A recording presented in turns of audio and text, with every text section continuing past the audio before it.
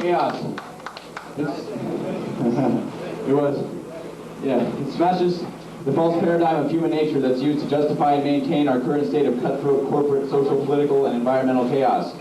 Society's short-sighted view of human history serves to maintain the status quo belief that, quote, man is a wolf to man. But the true chaos is not our state of nature, it's the nature of our state.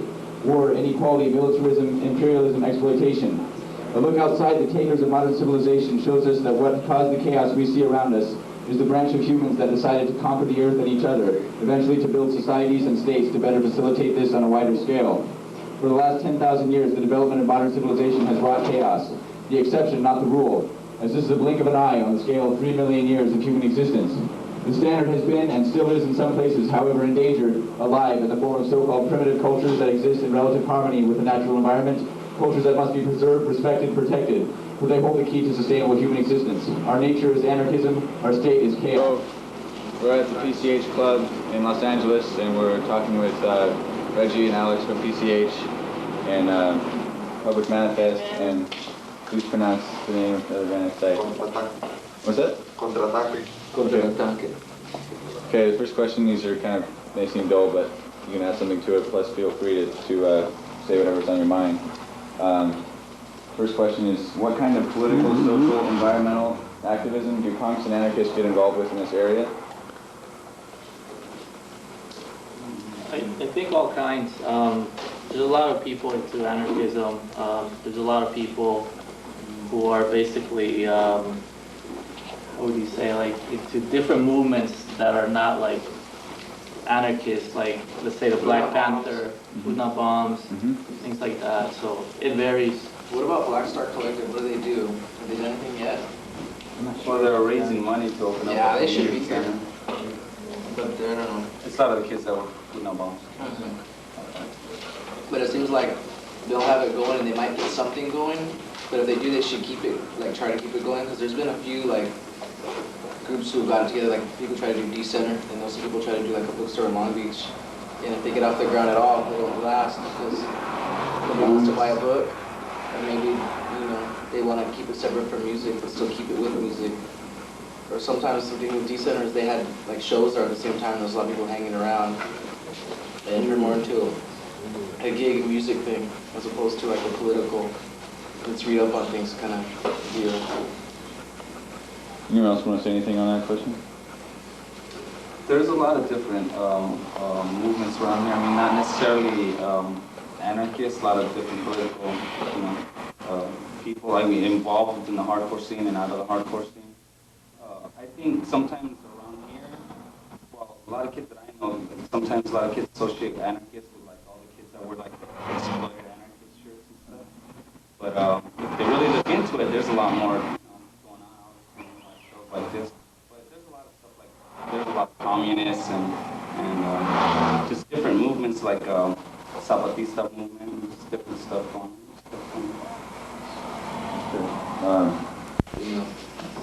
I think places like this are beneficial, to the information and stuff, but also I think it's also vital to speak outside of the punk community. Let's, an example, children. Let's start teaching the children a system of unity. That when children don't understand, right now, they don't know anarchy, they don't know, they don't understand right now, but we can teach them to build a system of unity, and I think that it's important to speak outside of the punk community, to reach out to different people. A place like this is... Not my fault. I am.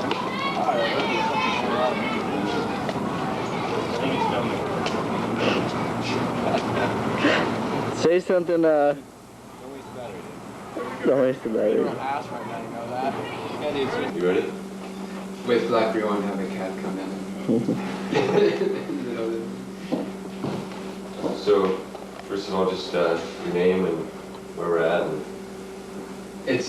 I'm Eric Gustafson, and I'm the Executive Director for Education for Peace in Iraq Center here in Washington, D.C. Okay, so first question is, please explain the purpose of the Million Signature Campaign. Or some background. Yeah, the 1 Million Signature Campaign started a year ago, and it was out of a discussion of a number of activists from around the country that felt like there were just too many petitions about sanctions. And so there was a discussion over email, and a petition was drafted, kind of through a democratic process, although I guess we can't really say the internet is the most democratic form, considering that it's mostly men that are online. But out of that discussion, we were able to come up with the 1 million signature campaign, or the Declaration in Opposition to Sanctions. And then with that, we worked with a bunch of different organizations and got them to endorse it. And so now, in a lot of ways, it's the national petition to end the sanctions. There's been 1 million signature campaigns in the past. There was the 1 million signature campaign against sanctions in the Middle East, in Egypt. And they were able to get over 1 million signatures. But the difference here is that since it's really the United States that is, leading the sanctions, we thought that having 1 million Americans against the U.S. policy would be even more effective in pressuring change. And actually, just an update, we have over 100,000 signatures already, and hopefully we'll have a lot more soon, because we got about 900,000 to go. So yeah, it kind of builds into my next question, just what stage is the process right now as far as the signatures and how it's going, and a lot of people getting involved, or how the response has been, basically? What I've noticed is that it hasn't taken on a systematic petition drive, which is really needed to get 1 million signatures. I think the 100,000 signatures we've gotten so far have been mostly from mail-ins, that peace organizations have done, or from tabling at farmers markets by peace groups. But in a lot of ways, it's like all the likely suspects. There's a peace movement in this country, so we probably got 100,000 of them in those petitions. And I think what's going to be really critical is for the petition drive to expand to include unions, to be visiting faith communities, to be going into the campuses, and other forums where you can get a bunch of signatures that might not be people that identify themselves as, say, peace activists, but, when they realize what's happening in Iraq and that over 1 million have died, would be moved to sign the declaration. Okay. How about explain the lobbying process, or I heard some about at different points during the collection they're going to be taking signatures in to use as part of the pressure. Yeah, that's, have you all had a chance to walk around the Capitol building and we were just walking around that area earlier today. It's pretty professional looking. Yeah. I always talk about how with all the marble it feels like, you're in the slow decline of the Roman Empire all over again. But one of the office buildings is called the Cannon Office Building.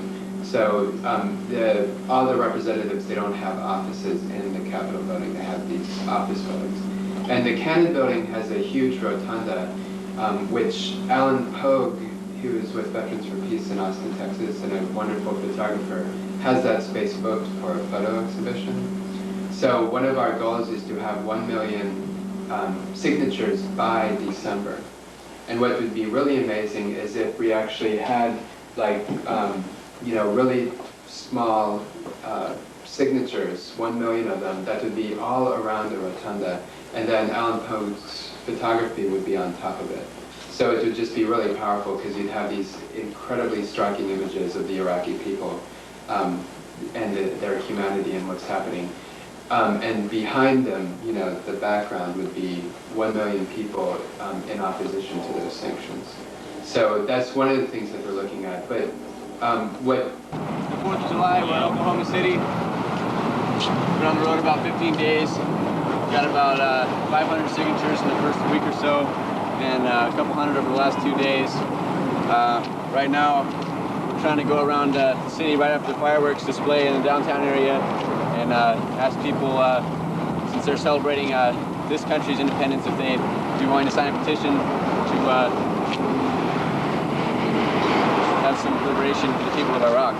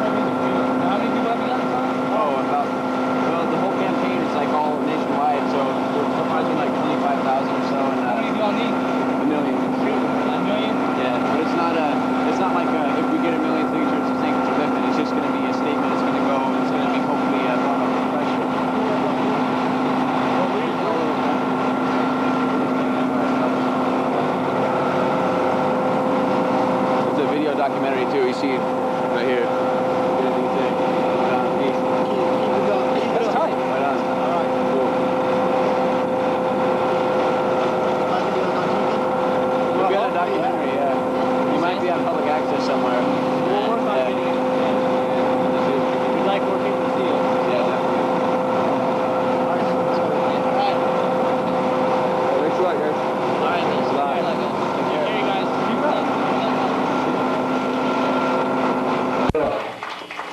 I think maybe, hopefully, replace this backing vocal thing, and then we'll get some more punk rock action going on.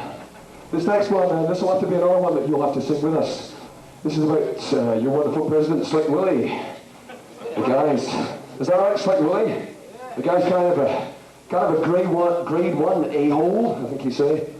Like, although we hate Slick Willie, though, we're kind of interested in your culture, or your lack of it.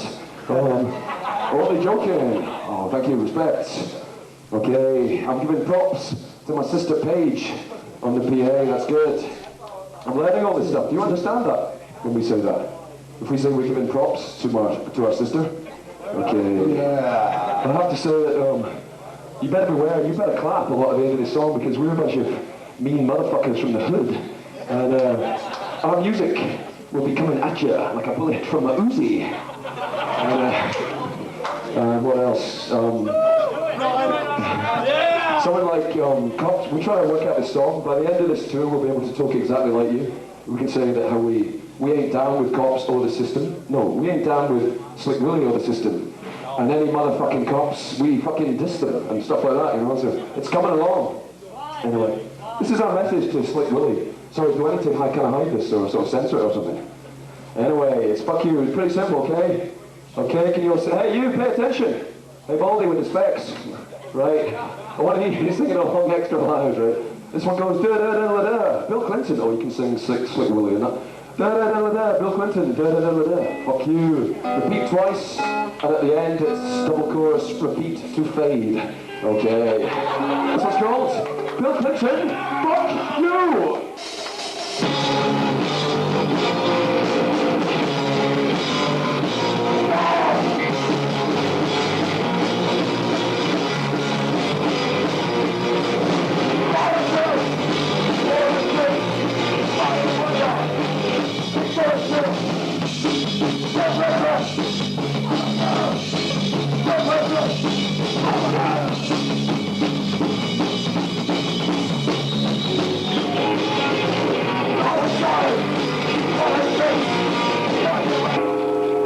So sweet, lilting southern voices. So good. So we're going to die.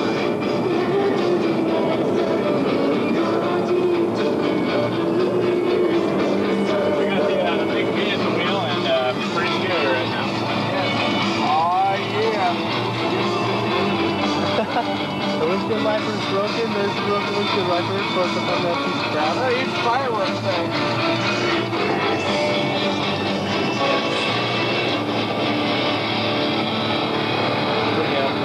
I like a place where you buy fireworks and beer.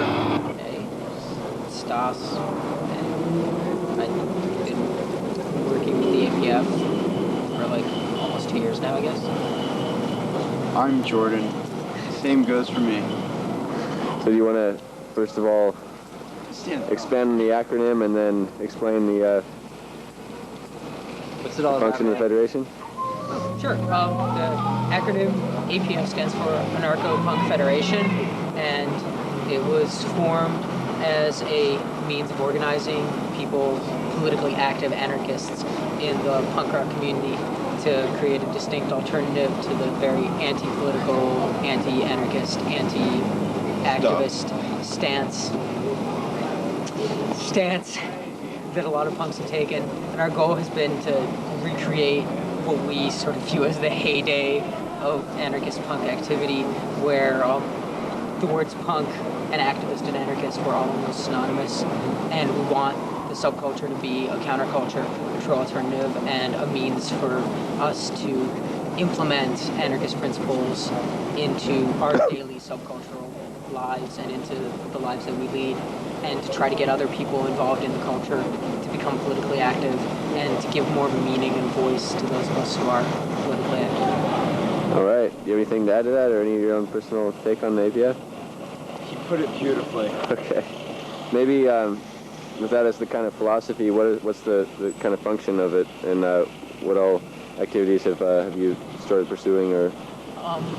The function essentially is whatever each chapter or primary group of the APF decides is their primary function. I guess all around the encompassing philosophy is to be a method of propaganda and dissemination of information.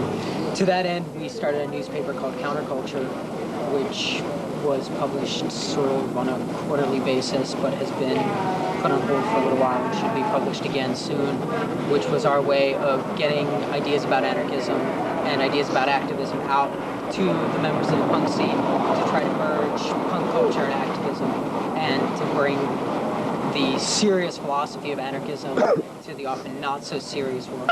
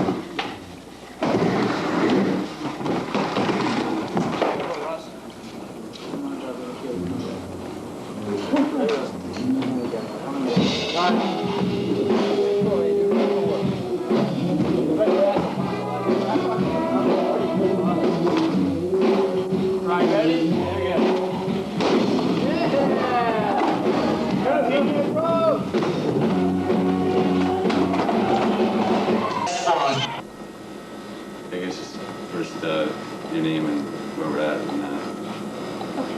My name is Sarah Sloan. I'm one of the coordinators of the International Action Center, which has been working on anti-sanctions work since the beginning of the Gulf War. We were involved in building the anti-war movement around the war in '95. and working on anti-sanctions work since they were imposed, and we're continuing to work on it today. And next month, which is August 1999, will be the 9-year anniversary of the sanctions. We've held, over the past 9 years, meetings, and we've sent 2 delegations to Iraq, big Iraq sanctions challenges. One in May 1998 was the largest delegation ever traveled to Iraq. It was 85 people.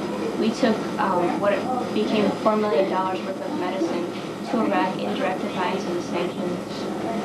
We've also, over the years and in the recent December bombing campaign and during the continued bombing of Iraq since then, we've hosted many demonstrations and helped to coordinate demonstrations around the country and internationally.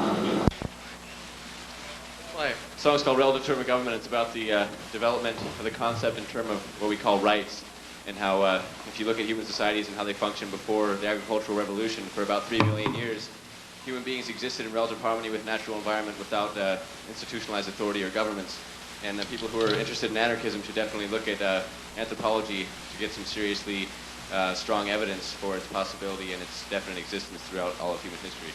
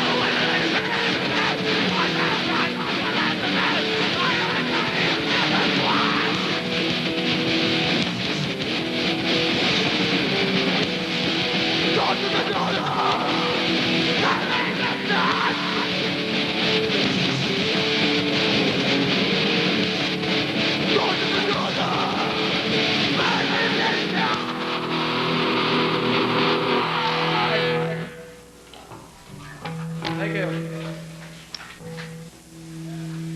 One more.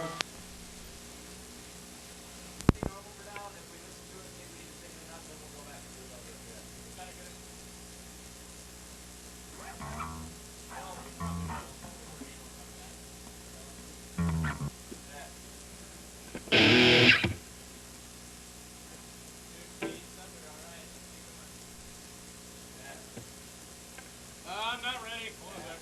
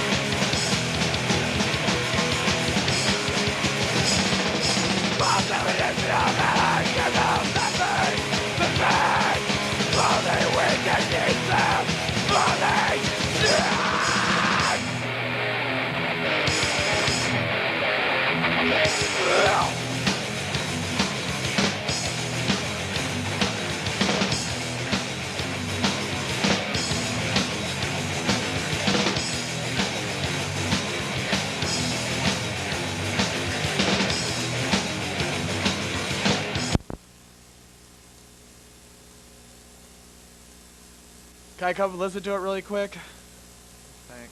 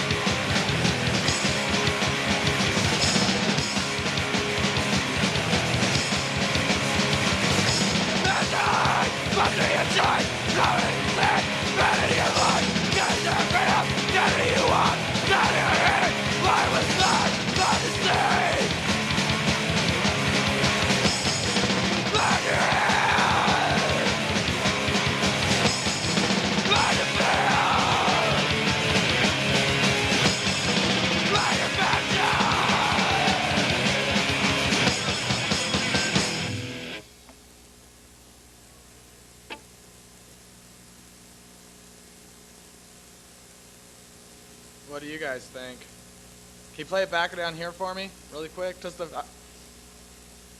Yeah. That's fine. I just want to hear it. What? Okay. I mean, I can't hear my. Really? Yeah, you can turn that down a bit because I can't hear myself talking at all. I can't hear myself talking at all, so you can turn down that. Oh, you want me to turn the headphones down from the amplifier? Okay, don't worry about it. It's okay. Closer to the mic. We live in self-perpetuated chaos, undeniable, but taken as an abstract. You gonna record this shit, Adam? Video technician? Yeah.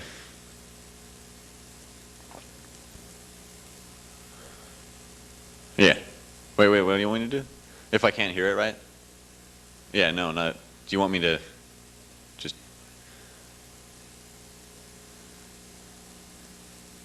If it screws up, you're going to start recording now?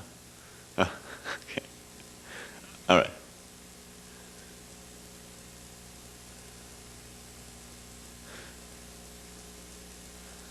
So I'm not going to do the whole thing? Hold on. So you're gonna start rolling. I'm gonna go, and if I screw up or if it doesn't work out or sound right, then I'm gonna back off and gesture. Oh, okay. All right.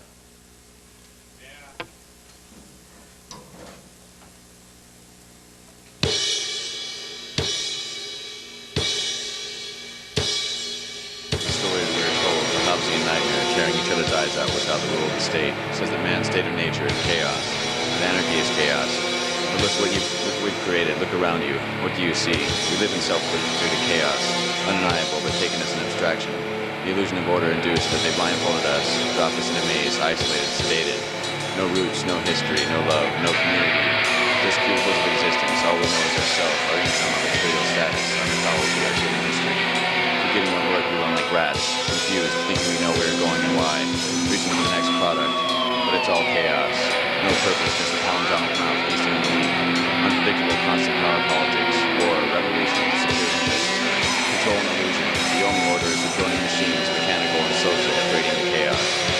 New science, the students of chaos theory maintain that nothing in the universe is predictable beyond a certain point. That there are no absolutes, no laws governing nonlinear equations. This theory applies to social science as human society is a far from equilibrium system. Arguably, our future is non-deterministic, but certainly not uncontrollable. Anarchism argues innate capacity rather than fixed nature. The myopic assumption that man is a wolf man is disproven for Kropotkin's analysis of evolution and anthropology. He states that in animal species, humans included, the fittest can be observed to mean the most cooperative, what he calls mutual aid. The so-called chaos in nature and humanity is not a struggle against each other, it's a struggle against adverse conditions, which can best be survived through cooperation. Why hasn't this axiom served as a paradigm for human history? It has. As Kropotkin looks at tribal, clan, and even feudal societies, for approximately 3 million years, humans have existed in relative harmony with the natural environment. Only when we decided to conquer it did the rise of inequality and hierarchy and institutions begin. If we look beyond our own self-perpetuating story of history and humanity that justifies power, capitalism, war, hate, we can see that humanity is capable of both extremes, order and chaos.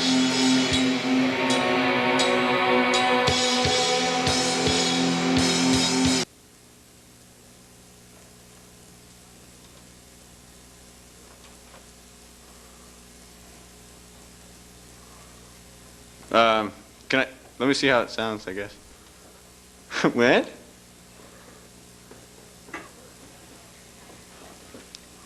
Yeah. No, I heard it just fine. Like a Yeah. dog reading.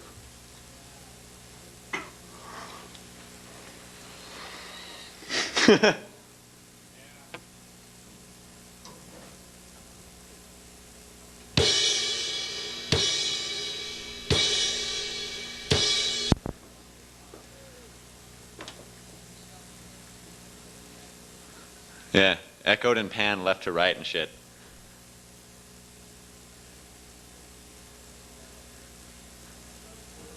You should do low stuff too, Jeff. My voice might be very shot. You can. I'll give you what I can give. All right, give me what you can give. Let my normal voices go. Okay. War, revolution, security interests, control and illusion. The only order is the order of machines, mechanical and social, creating chaos. New science, the students of chaos theory maintain that nothing in the universe is predictable beyond a certain point. That there are no absolutes, no laws governing nonlinear equations. This theory applies to social science as human society is a far from equilibrium system. Arguably, our future is non-deterministic, but certainly not uncontrollable. Anarchism argues innate capacity rather than fixed nature. The myopic assumption that man is a wolf man is disproven for Kropotkin's analysis of evolution and anthropology. He states that in animal species, humans included, the fittest can be observed to mean the most cooperative, what he calls mutual aid.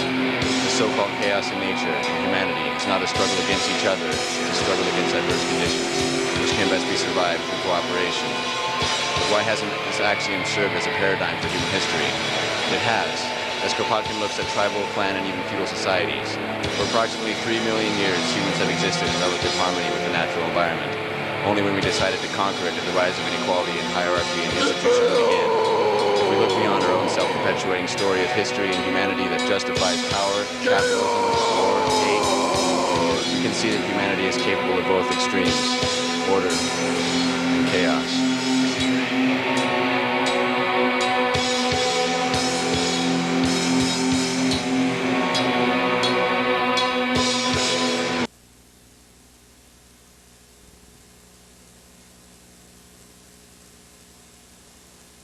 All right, let me listen to it.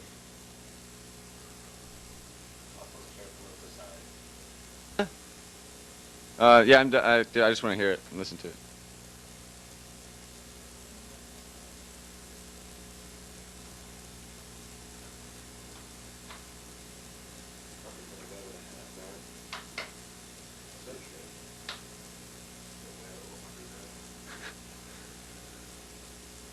Did you want to do some shit in here, dude? Sure. All right, if you can squeeze in between Jeff. Want to do like nightmare vocals?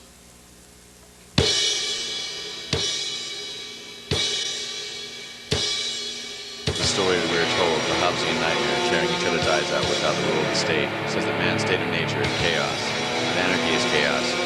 But look what you've created. Look around you. What do you see? We live in self-deluded chaos. We're taken as a distraction. The illusion of order induced that they blindfolded us, dropped us in a maze, isolated, sedated. No roots, no history, no love, no community. Just cubicles of existence. All we know is ourself, our income, our material status, our mythology, our human history. Getting to work living like rats, confused, thinking we know where we're going and why, reaching for the next product. Wait.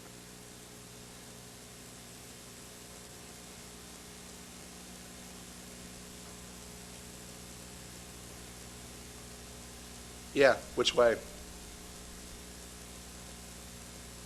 Like here? All right, what about the popper stopper? All right. Okay. Yeah. While you're are you recording?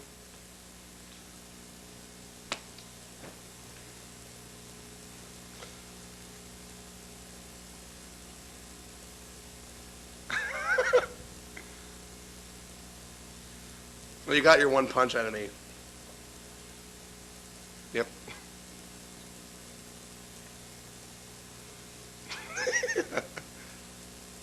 Yep.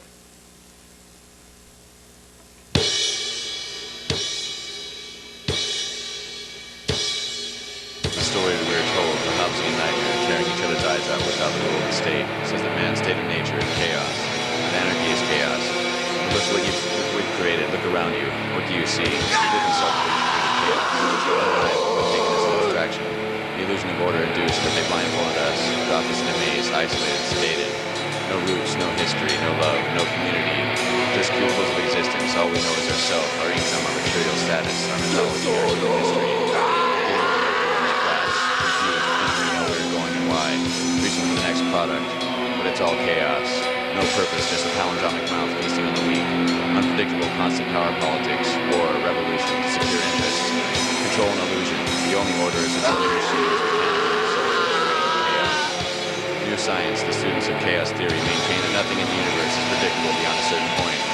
That there are no absolutes, no laws governing nonlinear equations. This theory applies to social science as human society is involved in the equilibrium system. Arguably our future is non-deterministic, but certainly not uncontrollable. A place where there is no school, no responsibility, just fun. A life of hanging out with friends, being bad and rebellious, never being compelled to accomplish anything, never having to be productive. But then you turn into an ass. Does this sound at all familiar? Does this hit close to home? Punk rock, I don't give a fuck about you style. Is that how we're going to end up? Is it fun for a few years of self-indulgence? Then all of a sudden you're 35 with nothing but a record collection, a drinking problem, and a shit job. Where are we going to get active? Start using our first world freedom and resources for the benefit of all. Start making our lives affect meaningful change on the outside world, outside of ourselves and our circle of friends. Fuck PC, but not so we can rationalize our self and universally destructive apathy, but to move beyond finger-pointing and slogans and start to build sustainable communities and stop the destruction of our planet. Yeah. Let's go, Right.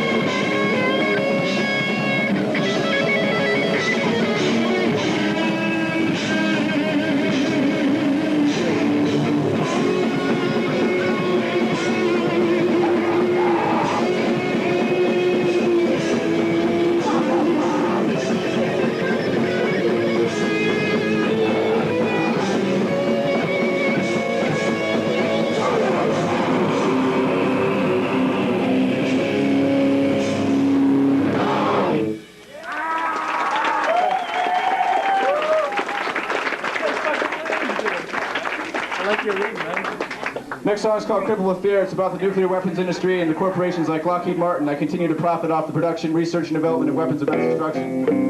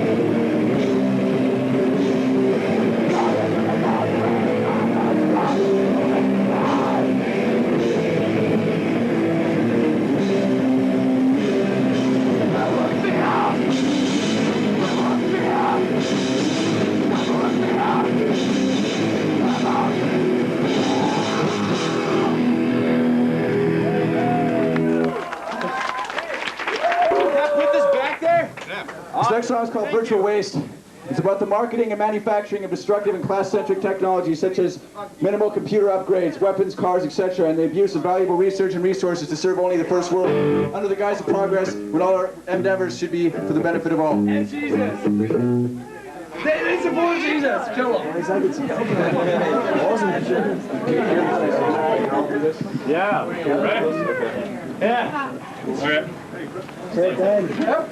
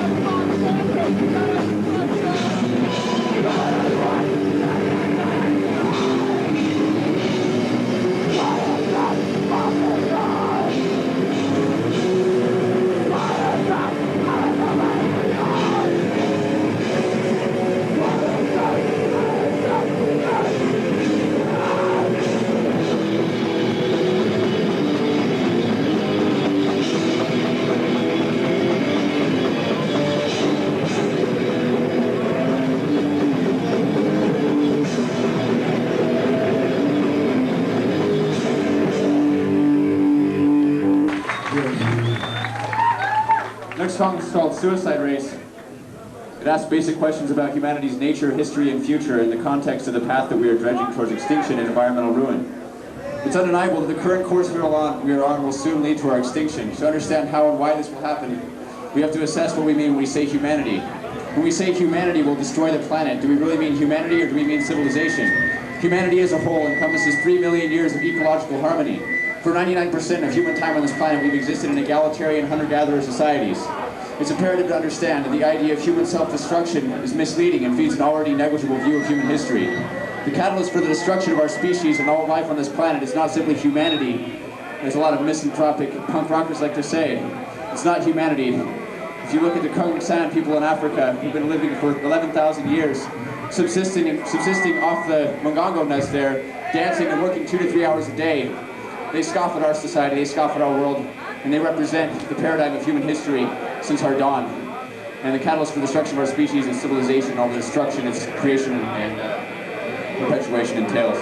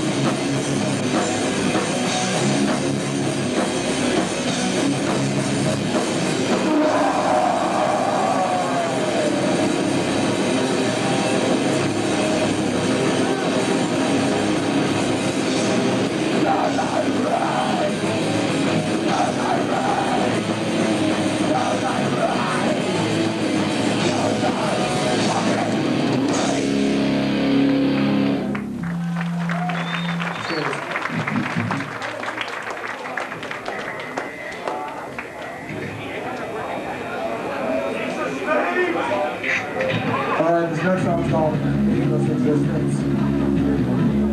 Basically wrote the song when I was really frustrated with the punk scene. Sometimes you wonder why you hang out with good shit that you do. But you look at all the good things that are happening and all the good people you do know. And that's made it worthwhile, so if you ever get discouraged, look around to your type and point out the good things that are going on, even though there may be very little. That's all means resistance.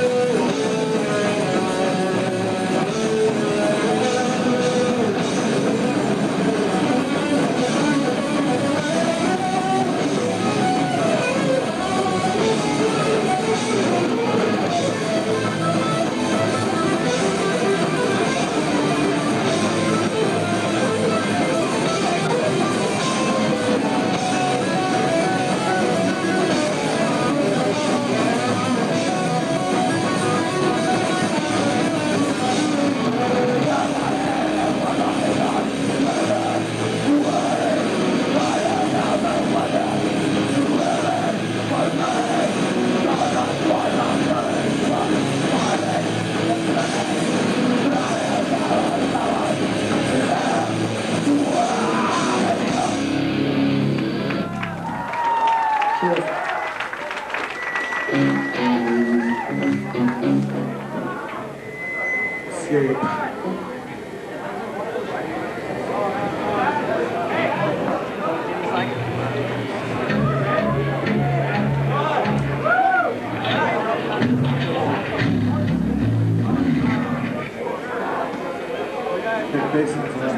The bass sounds all right.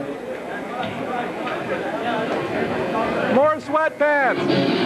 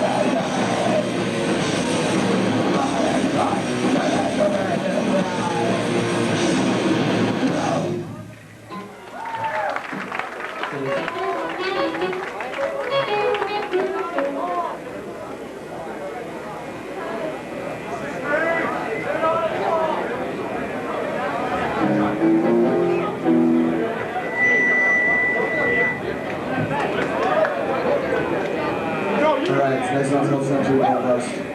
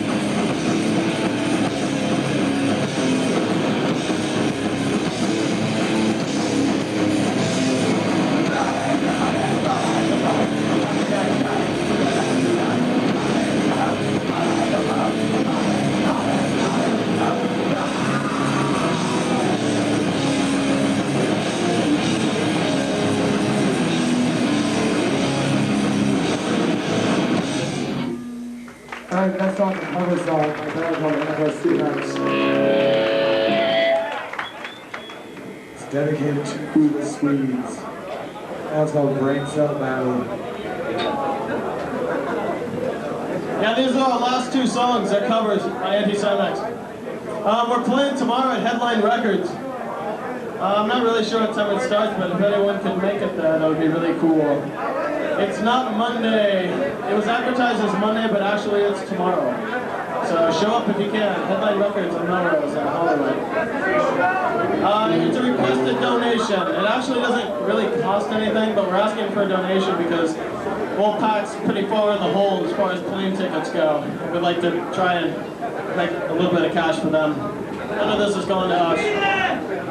Yeah, alright, we gotta ship these guys back to Sweden somehow, you know? Anyways, Anti-Semites covers dedicated to Wolfpack. Thanks to Ron for setting this up.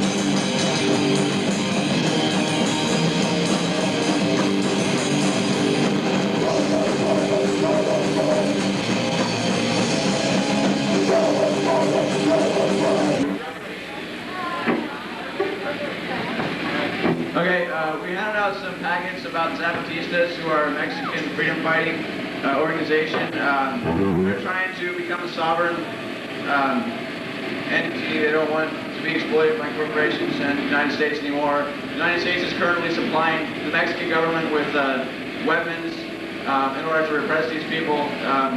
There's stuff going on to try and support them in solidarity. This Friday, there's going to be an event, a demonstration in solidarity with Zapatistas, and the information you can get from Chiapas Urgent Call, and on the flyers outside that say Viva Easy Belen, it has the number of Chiapas Urgent Call, so just call that and find out. It's this Friday around like 12th and Morrison, but I don't know what time it is, so find out.